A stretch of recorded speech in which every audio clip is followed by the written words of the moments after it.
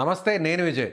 ప్రస్తుతం ఇప్పుడు బంగారం కాస్త పెరిగి దాదాపుగా రూ. 1,420 పెరిగి 10 గ్రాముల గోల్డ్ ధర ఇప్పుడు రూ. 1,55,000 చేరుకుంది. ఇప్పుడు బంగారం ధరలు ఇకపై మళ్ళీ పెరుగుతాయా? లేదంటే తగ్గేటువంటి అవకాశం ఉందా? తెలుసుకునే ప్రయత్నం చేద్దాం. మనతో పాటు ఉన్నారు అనలిస్ట్ ప్రశాంత్ గారు. ప్రశాంత్ గారు నమస్తే.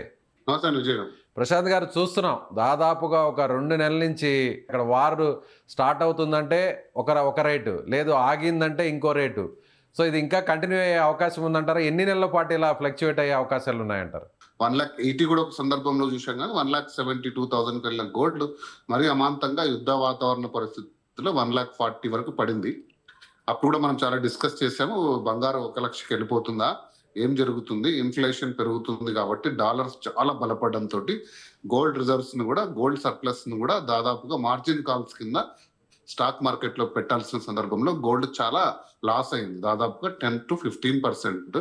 అది గోల్డ్ చరిత్రలో 1983 తర్వాత ఇదే ఫస్ట్ టైం అంత మొత్తంలో పడ్డాం. సో ఆ తర్వాత గోల్డ్ ఎటు వెళ్తుంది అని చాలా డిస్కషన్స్ మనం చేసాం.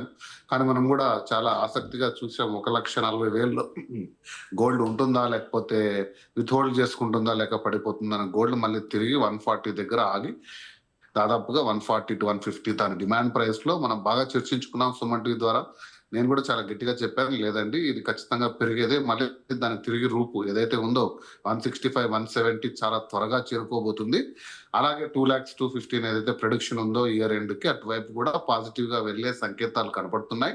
ఎందుకు అంటే ఆ రోజు మనం చర్చించుకున్న సమయంలో యుద్ధ వాతావరణం సాధారణ పరిస్థితులకు రాబోతున్నాయి. సీజ్ ఫైర్ వచ్చింది.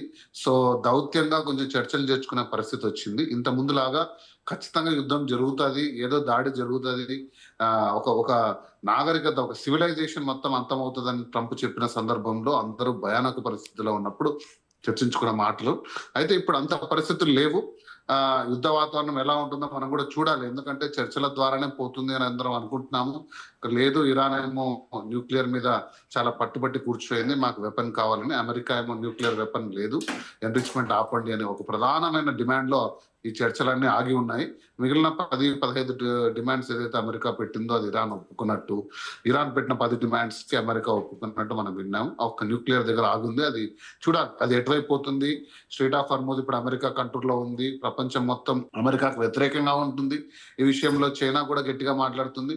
సో ఇవన్నీ జియో పొలిటికల్ చర్చలు చేయకుండా మనం బంగారు ప్రైస్ మాట్లాడలేం కాబట్టి నేను ఇంత డిస్కషన్ చెప్తున్నాను.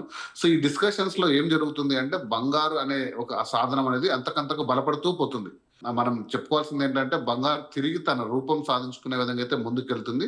అదే విధంగా మనం డిస్కస్ చేసిన విధంగా ఐ థింక్ స్లోగా ఒక రోజు 1000, ఒక రోజు 2000 అంటూ 1,48,000 మనం ఒకసారి డిస్కస్ చేసాం, 50లో డిస్కస్ చేసాం, ఈరోజు 55లో.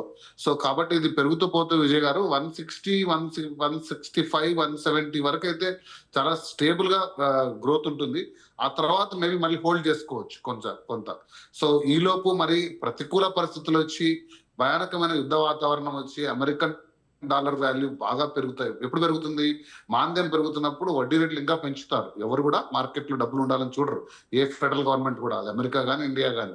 అలాంటి పరిస్థితుల్లో అందరూ కూడా ఫిక్స్డ్ అసెట్స్ ని డాలర్ ట్రెజరీ బాండ్స్ రూపంలో పెట్టుకున్నప్పుడు గోల్డ్ ఇంకొంచెం తగ్గే అవకాశం ఉంది. కానీ అదర్వైజ్ నార్మల్ పరిస్థితులు ఉంటే గోల్డ్ తిరిగి తన 165, 170 మార్కు చాలా త్వరగా వెళ్లే సందర్భాలు కనబడుతున్నాయి. సిల్వర్ కూడా రూ. 10,000 పెరిగింది. దాదాపుగా 2,75,000 కిలో సిల్వర్ చేరుకుంది. సో సిల్వర్ కూడా అలాంటి పరిస్థితి ఉందనుకోవచ్చా? సిల్వర్ ఇంకొంచెం ఎక్కువ ఉండొచ్చు అని నేను చెప్పాను. ఎందుకంటే సిల్వర్ కింద పడింది దాదాపుగా 3,50,000, అంటే 4,20,000 వెళ్ళిండొచ్చు. కానీ దాని డిమాండ్ ప్రైస్ దాదాపుగా 3 to 3.5 lakhs అనుకున్న టైంలో పడిపోయి దాదాపుగా 2,30,000, 40, 50 నుంచి 60 వరకు చేరుకుంది. సిల్వర్ కి అయితే ఖచ్చితంగా డిమాండ్ ఉందండి. దాని మార్కెట్ క్యాప్ చిన్నదైనా కూడా డిమాండ్ ఎక్కువ ఉంది సిల్వర్ కాబట్టి సిల్వర్ కూడా చాలా ఫాస్ట్ గా 3.5కి వెళ్ళే సందర్భం ఉంది. అది కూడా మనం చర్చించుకున్నాం సుమన్ టీవీ ద్వారా.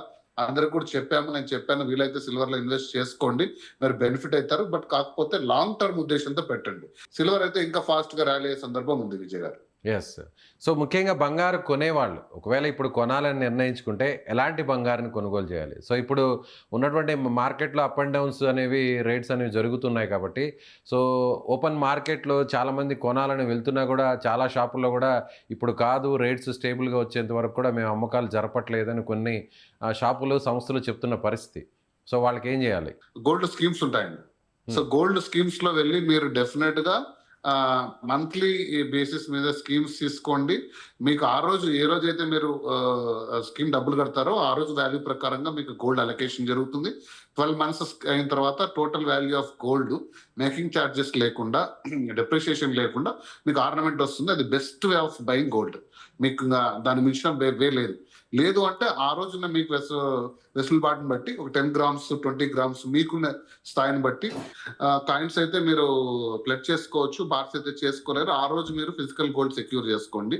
మీకు ఎంతో అనుభవం ఉంటే ఈటీఎఫ్స్ లోకి దిగండి. ఈటీఎఫ్ మీద నాలెడ్జ్ పెంచుకోండి. ఎందుకంటే ఈటీఎఫ్స్ లో అన్ని రకరకాల ఫండ్స్ ఉంటాయి. అందులో ఏది మంచి రిటర్న్ ఇస్తుంది అని చెక్ చేసుకోండి. ఈ రోజు గోల్డ్ వాల్యూకి ఈటీఎఫ్ వాల్యూకి తేడా ఉంటుంది. అది చూసుకోండి. ఇంకా మీకు పరిణితి చెంది ఎక్కువ నాలెడ్జ్ ఉందంటే ఎంసీఎస్ లో ఎంటర్ కండి. ఎంసీఎక్స్ అనేది ఒక డిఫరెంట్ కాన్సెప్ట్. అంతేగాని డిజిటల్ గోల్డ్ అయితే నేను చెప్పనండి. ఈ పేటిఎం లోను, తర్వాత ఫోన్ పే లోను, తర్వాత జార్ యాప్స్ లో వీటిలో ఉండే ఈ గోల్డ్ కి శాంక్టిటీ లేదు. దానికి ఏ గైడ్ లైన్స్ లేవు, బ్యాకప్ లేదు. కాబట్టి వాటి మీద అయితే నేను ఎప్పుడు చెప్పను. So best way is gold schemes. మీరు ఫిజికల్ గోల్డ్ పర్చేజ్ చేయడము, లేదంటే ఈటీఎఫ్స్ తీసుకోవడం నేను బెస్ట్ మోడ్ అని చెప్తాను ఇప్పుడు. సో, ఆర్నమెంట్స్ కంటే కూడా గోల్డ్ బిస్కెట్ ఒకవేళ దొరికితే అవైలబిలిటీ ఉంటే అది తీసుకోవడం కూడా ఉత్తమం అంటారా? అంటే ఆర్నమెంట్ అంటే మనం పెట్టుకొని ఒక ఎమోషనల్ హ్యాపీనెస్ కూడా వస్తుందండి. ఆర్నమెంట్ ప్లెడ్జ్ చేసుకోవచ్చు. బట్ మీకు ఇన్వెస్ట్మెంట్ మాత్రమే ఒక ఇదంటే ఈజీ వే వచ్చేసి, ఎందుకంటే ఒక 1.5 lakhs మీకు ఇంత చిన్న చిప్ రూపంలో దొరికిపోతుంది. ఇంతే ఉంటుంది. బార్ అంటాం కానీ అది ఇంత ఉంటుంది. దాన్ని సెక్యూర్ చేసుకోవడం మీకు ఈజీ. సో మీరు ఎప్పుడు కావాలంటే అప్పుడు దాన్ని సేల్ చేసుకోవచ్చు. మీ కరెంట్ వాల్యూ ఆ రోజు వెళ్ళేసి మీ పాన్ కార్డ్ ఇచ్చేస్తే ఆ రోజు ప్రైస్ ఎక్కడైనా కూడా చేసుకోవచ్చు. అది ఖచ్చితంగా చాలా ఈజియెస్ట్ వే అది ఇన్వెస్ట్మెంట్ చేయాలనుకుంటే గిన. లేదు మీకు రెండు ఉండాలి, ఇంట్లో వాళ్ళకు సంతోషం ఉండాలి, ఒక హ్యాపీనెస్ ఉండాలంటే ఆర్నమెంట్ లో తీసుకొని దాన్ని సెక్యూర్ చేసుకొని వాడుకొని కూడా చేసుకోవచ్చు. బట్ దానికి నేను గోల్డ్ స్కీమ్స్ మీకు చెప్పాను చూసాను, అది బెస్ట్ వే. అంటే ఈ రోజున్న మార్కెట్ ప్రైస్‌ని బట్టి గూడా చాలా కంపెనీస్ అన్ని కూడా ఆఫర్స్ రన్ చేస్తుంటాయి. సో, గోల్డ్ స్కీమ్స్ కూడా రన్ చేస్తుంటాయి. సో, ఈఎంఐ బేస్‌లో మంత్‌కి ఇంతని పే చేస్తే, సో, మొత్తం అంతా కూడా ఆ స్కీమ్ పూర్తయిన తర్వాత ఇప్పుడున్నటువంటి ప్రైస్‌కి వాల్యూకే సో, అప్పుడు ఆర్నమెంట్ ఇస్తారు. సో, దాన్ని చూస్ చేసుకోవడం ఉత్తమం అంటారు. అంతేనంటారా? దాన్ని చూసి ఇప్పుడున్న ప్రైస్ వాల్యూకి ఉండదండి. హ్మ్. ఆ రోజు మీరు కొన్న ప్రైస్ వాల్యూకి గ్రామ్స్ ఉంటాయి. ఇప్పుడు మీరు ఫర్ ఎగ్జాంపుల్ ఈరోజు 50,000 తీసుకున్నారు. హ్మ్. మీకు ఒక 3 గ్రామ్స్ యాడ్ అయి ఉంటుంది. నెక్స్ట్ మంత్ 3.5 యాడ్ కావచ్చు, 2.5 యాడ్ కావచ్చు. అలా మీకు ఒక ఇయర్ ఎండ్కి వచ్చేసరికి ఒక 35 గ్రామ్స్ ఉంటుంది. 35 గ్రామ్స్ గోల్డ్ ఉండేట్టు మీరు ఏ ఆర్నమెంట్ అని తీసుకోవచ్చు. హ్మ్. ఆ ఆర్నమెంట్ మీద ఉన్న మేకింగ్ ఛార్జెస్ తరుగుంటుంది. దాదాపు ఒక 4% 20% ఉంటుంది తరుగు. మేకింగ్ ఛార్జెస్ కూడా దాదాపుగా మీకు ఒక 10 to 15% ఉంటుంది. అంటే ఒక 40% మీరు ఎక్కువ పెడతారు గోల్డ్ కంటే ఆర్నమెంట్ కి. అదంతా కూడా మీకు జీరో అయిపోతుంది కాబట్టి మంచి బెనిఫిషియల్ గా ఉంటుంది. ప్లస్ ఏ రోజు ఆ రోజు మీరు కొనింటారు కదా లాస్ట్ 12 months లో, ఆ మొత్తం బంగారు వాల్యూ పెరిగినా తగ్గినా యావరేజ్ అవుట్ లో మీకు బెస్ట్ వాల్యూ వస్తుంది. కాబట్టి ఏ రకంగా చూసినా అది మంచి మోడల్. నేను చాలా సార్లు సుమన్ టీవీ ద్వారా కూడా చెప్పాను. అలాగే ప్రశాంత్ గారు ఇప్పుడు గోల్డ్ ఆర్నమెంట్స్‌ని తీసుకునేటప్పుడు సో, ముఖ్యంగా అందులో కాపర్ ఎంతుంది, ఇవన్నీ కూడా చాలా రకరకాలుగా క్లారిటీ ఉండదు. సో, చాలామంది కూడా వీటిని తెలియకుండా చిన్న చిన్న షాపుల్లో కొని మోసపోతుంటారు. తీరా వాటిని అమ్మేటప్పుడు చాలా ఇబ్బందులు పడుతుంటారు. కొంతమంది స్టోన్స్ ఎక్కువగా ఉన్న వాటిని కూడా ఇంక్లూడింగ్ వెయిట్ దాంట్లోనే కలిపి అమ్మేస్తుంటారు.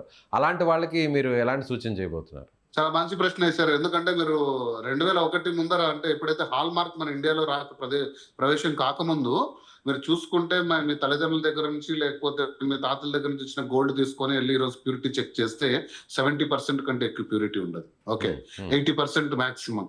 సో మనకు ఒక ఆర్నమెంట్ గోల్డ్ భారతదేశంలో 22 క్యారెట్ గోల్డ్ సేల్ చేయాలంటే అబ్సల్యూట్లీ 92.7 ప్యూరిటీ ఉండాలి. అంతకు మించి 1% కూడా తక్కువ ఉండకూడదు. 22ఆ? 24ఆ? 22 అండి. 24 క్యారెట్ తో ఆర్నమెంట్స్ ఉండవు. 24 క్యారెట్ తో ఆర్నమెంట్స్ చేయలేదు. ఓన్లీ ఒక కాయిన్ మాత్రమే చేస్తారు. సో 99.99% ప్యూరిటీ వచ్చేసి 24, 92.7 ప్యూరిటీ 92.7 అంటారు. కేడిఎం గానీ 92.7. ఆ మొత్తానికి ఖచ్చితంగా షాప్ లాంటి ఎవరైతే మీరు సెల్లర్ ఉన్నారో దానికి గ్యారంటీ ఇవ్వాలి. దాన్ని హాల్ మార్క్ ద్వారా టెస్ట్ చేయించి దానికి ఒక ఐడి జనరేట్ చేయాలి. బిఐఎస్ అని ఉంటుంది. మీకు ఆ బిఐఎస్ యాప్ లో వెళ్ళి ఆ నంబర్ కొడితే ఎప్పుడు మ్యానుఫ్యాక్చర్ చేశారు, ప్యూరిటీ అంతా మీరు అన్నారే, ఏ మెటల్స్ వాడతారు దాంట్లో, అంటే మిగతా మెటల్స్ కాపర్ ఏదైతే ఉంటుందో, రెడ్డిష్ కోసం సిల్వర్ వాడతారు, కొంచెం గోల్డ్ కలర్ రావాలంటే కాపర్ వాడతారు, టైప్ ఆఫ్ దాన్ని బట్టి మెటల్ వాడతారు. సో మిగతా ఏదైతే ఉందో అది దాని సరుగు ఎంత ఏంటి అనేది కంప్లీట్ డీటెయిల్స్ దాంట్లో ఇవ్వాలి. బట్ ప్యూరిటీ విషయంలో మోసం చేయడానికి లేదు. కాబట్టి మీరు ఏ ఊర్లో కొన్నా హాల్ మార్క్ అనేది లేకుండా మీరు ఏ ఆర్నమెంట్ కొనద్దండి. హాల్ మార్క్ ఐడిని వీలైతే బిఐఎస్ యాప్ లో చెక్ చేసుకోండి. ఎంత వెసులుబాటు ఉన్నప్పుడు మీరు ఆ నాలెడ్జ్ పెంచుకోండి. ఒక్కొక్క రోజు కావాలంటే సుమన్ టీవీ ద్వారా డిజిటల్ గా మనం ప్రొజెక్ట్ చేసి చూపిద్దాం. అంటే హాల్ మార్క్ ఎక్కడ ఉంటుంది, ఎలా ఐడెంటిఫై చేయాలి, ఎక్కడ వెళ్ళి సెర్చ్ చేసుకోవాలి. బట్ వెరీ ఇంపార్టెంట్ పాయింట్ చెప్పారు. మీరు ఊర్లో కొన్నా, షాప్ లో కొన్నా ఖచ్చితంగా ఒకవేళ మీకు అందుబాటులో ఉన్న కంపెనీ ద్వారా చేయించుకున్నారు, మంచిగా చేస్తాడని ఉన్నప్పుడు వచ్చి మీరు హైదరాబాద్ లో ఎక్కడికైనా వెళ్ళి షాప్ లో ప్యూరిటీ చెక్ చేసుకోవచ్చు. మీకు ఆ ప్యూరిటీ చెక్ లేకుంటే రేపు పొద్దున అంత మొత్తం వాల్యూ ఇవ్వరు. సో ఆ ప్యూరిటీ కాబట్టి చెక్ ఎంత ఛార్జ్ చేస్తారు ఇప్పుడు వేరే షాప్ లో? ఇప్పుడు మన ప్యూరిటీ దగ్గర చెక్ జనరల్ గా 400 రూపీస్ నుంచి తీసుకుంటారు. ఎందుకంటే వాళ్ళు మీకు ఒక బిల్ జనరేట్ చేసి ఇస్తారండి. ఆ బిల్ కి ఎక్కడైనా కూడా వాల్యూ ఉంటుంది. ఎందుకంటే అది హాల్ మార్క్ కి సంబంధించిన టెస్ట్ అన్నమాట. ఆ టెస్ట్ లో మీకు ఆ స్లిప్ ఇస్తారు. ఆ స్లిప్ తీసుకొని మళ్ళీ ఇంకో చెక్ వెళ్ళినప్పుడు కూడా చేసుకోవచ్చు. ఎందుకంటే ఇది మీకు ఎక్కడ ఉపయోగపడుతుంది అంటే, మీరు వెళ్ళి అదే ఆర్నమెంట్ ని ₹1,00,000 కొనుక్కున్నారు. సరే, మొన్ననే మనం ఒక వీడియో చేశాం సుమన్ టీవీ ద్వారా. ఇప్పుడు బంగారంలో రుణాలు తీసుకుంటే 75% ఉండేది 85% ఎల్టీవీ చేశారు. ఒక ₹1,00,000 తాకట్టు పెడితే 85,000 ఇమ్మన్నప్పుడు వాళ్ళు ప్యూరిటీ చెక్ చేసి, లేదంటే మీరు క్లెయిమ్ చేస్తున్న బంగారం లేదు, మీకు 60,000 వస్తాయి అనుకోండి, మీరు నష్టపోయినట్టే. బంగారం ప్లెడ్జ్ చేయడానికి వెళ్తే ఆ లెండర్ కూడా ఇప్పుడు ప్యూరిటీ సర్టిఫికేట్ జనరేట్ చేసి ఇవ్వాలి. ఎందుకంటే తిరిగి ఇచ్చేప్పుడు మళ్ళీ మీరు ప్యూరిటీ చెక్ చేసుకుంటే అది మ్యాచ్ కావాలి. మీరు అవగాహన లేకుండా కొనుక్కొని నష్టపోతున్నారంటే అది అది అది మీ లోపమే. ఎస్, మీరు అన్నట్టుగా 10 లక్షలు 20 లక్షలు అంత పెట్టడానికి ముందుకు వస్తారు ఆర్నమెంట్స్ కొనేటప్పుడు. కానీ వ్యక్తుల మీద నమ్మకం, ఆ షాపు యజమానులతో ఉన్నటువంటి ఆ ర్యాపోనో ఇవన్నీ చూసి ఎస్ మనకు తెలిసిన వ్యక్తే ఎన్నో సంవత్సరాల నుంచి ఇక్కడ కొంటున్నాము అంటూ సో గుడ్డిగా నమ్మేసేటువంటి వారు చాలామంది 80-90% మార్కెట్లో వాళ్ళే ఉంటారు. సో ఎక్కడ కూడా బయటకు మీరు అన్నట్టుగా హాల్ మార్క్ టెస్ట్ చేయించుకోవడం ఇవన్నీ కూడా పెద్దగా జరగవు. మీరు అన్నట్టు పెద్ద పెద్ద షోరూమ్స్లో అలాంటి వాటిలో మాత్రమే అవైలబిలిటీ ఉంటాయి. చిన్న చిన్న షాపుల్లో ఏదైనా కొంచెం లోన్ రూపంలో, అంటే రుణంగా కొంచెం కొంచెం ఇన్స్టాల్మెంట్లో ఇచ్చేవాళ్ళు అస్సలు వీటిని ఎక్కడ కూడా మెయింటైన్ చేయరు. అలాంటి వాళ్ళకి మీరు ఏం చెప్తారు? మీరు అంటున్నట్టు చాలా మంచి విషయం చెప్పారు. ఈ ఎక్కడొస్తుందంటే ప్రాసెస్, మీ దగ్గర ఉన్న పాత నగల్ని కరిగించి కొత్త నగలు చేయించే ప్రాసెస్ లో ఊర్లలో వెళ్తారు, చిన్న చిన్న షాపుల్లో వెళ్తారు, మన బంగారే కదా తిరిగిచ్చి మళ్ళీ ఇంకొక ఆర్నమెంట్ చేసేటప్పుడు అక్కడ ప్యూరిటీ మిస్ అవుతుందండి. అక్కడ ఎవరు పట్టించుకోరు. ఎందుకంటే ఒక నగ జనరేట్ అయితే ఇప్పుడు కొత్త నగ మ్యానుఫ్యాక్చర్ చేస్తే hall mark mandatory. Hall mark లేకుండా అమ్మడం నిషేధం. సరే, సెకండ్ టైర్ లో, థర్డ్ టైర్ లో, పట్టణాల్లో, ఇవి గ్రామాల్లో అమ్ముతుండొచ్చు అక్కడ ఇక్కడ, కానీ మాక్సిమం నగలకి ఇప్పుడు హాల్ మార్కింగ్ అయిపోయింది. అరే, కానీ ఈ రీసైక్లింగ్ వచ్చినప్పుడే ప్రాబ్లం. సో రీసైక్లింగ్ లో మీరు శ్రద్ధ పెట్టి ఖచ్చితంగా ప్యూరిటీ టెస్ట్ చేసుకోండి. మీరు ఏ ప్రాసెస్ లో వెళ్ళినా, ఏ షాప్ లో వెళ్ళినా, మీరు జిఆర్టీలు, ఖజానాలు, మలాబర్లు ఒక 100 షాప్ లో వెళ్ళినా కూడా మీరు అక్కడికి వెళ్ళి ఈ నగ ఇచ్చి ఎక్స్చేంజ్ చేసి మేము కొత్త నగ తీసుకుంటామంటే వాళ్ళు వెంటనే స్లిప్ చేసి ఇస్తారు. మీరు కొత్త నగ తీసుకోకుంటే ₹400 ఛార్జ్ చేస్తారు. సింపుల్. మాకు ఇది ఉందండి, ఈ నగ వాల్యూ చెప్పండి, బంగారు నాణ్యత చెప్పండి, మేము కొత్త నగ కొంటామంటే ఖచ్చితంగా వాళ్ళు చేసిస్తారు. కొద్ది పెద్ద పెద్ద షాప్స్ అయితే మీరు దాన్ని ఛార్జ్ కూడా చేయరు. అంటే మీరు ₹10 పెట్టుకునే కిలో టమోటానే 10 సార్లు చెక్ చేస్తారు. దీంట్లో పుచ్చుందా, ఇది మెత్తగుందా అని. సో 10 లక్షలు పెట్టి 20 లక్షలు పెట్టే బంగారు ఇది నాణ్యత ఉందా లేదా, మనిషిని నమ్మద్దండి. ఎందుకంటే ప్రాసెస్ లో తప్పు జరిగిండొచ్చు, అంటే ఉద్దేశపూర్వకంగా కాకపోవచ్చు, కానీ కలవాల్సిన దానికంటే ఎక్కువ వేరే మెటల్స్ కలిపి ఉండొచ్చు. సో కాబట్టి ఖచ్చితంగా మీరు శ్రద్ధ పెట్టండి. ఈ విషయంపై మీరు బంగారం మా దగ్గర ఉంది అనుకుంటున్నారు, కానీ అది ఎంత వాల్యూ చేస్తుంది అనేది చాలా important. Right sir, thank you sir, thank you so much Prashanth garu. So ఇది బిజినెస్ అనలిస్ట్ ప్రశాంత్ గారు చెప్తున్నట్టుగా బంగారు కొనేటప్పుడు ఈ విషయాలన్నింటినీ కూడా పరిగణలోకి తీసుకొని కొనాలి. మీరేమో బంగారు మా దగ్గర ఇన్ని గ్రాములు, ఇంత వెయిటేజ్ బంగారు ఉంది, ఇంత వాల్యూ ఉంటుంది అనేటువంటి ఉద్దేశంతో ఉంటారు. కానీ అది వాస్తవంగా తీసుకువెళ్ళి షాపులో దాన్ని అమ్మాలన్నా లేదంటే వస్తువులు మార్పిడి చేసుకోవాలనుకున్నా కూడా సో అప్పుడు అసలు మీరు తీరా మోసపోయేటువంటి అవకాశం ఉంది. కాబట్టి ప్యూరిటీ టెస్ట్ అనేది, హాల్ మార్క్ టెస్ట్ అనేది ఖచ్చితంగా అవసరం. దీనికి సంబంధించి కూడా అవగాహన పెంచుకోవాల్సినటువంటి పరిస్థితులు ఉన్నాయని ఆయన చెప్తున్నారు. Thank you so much.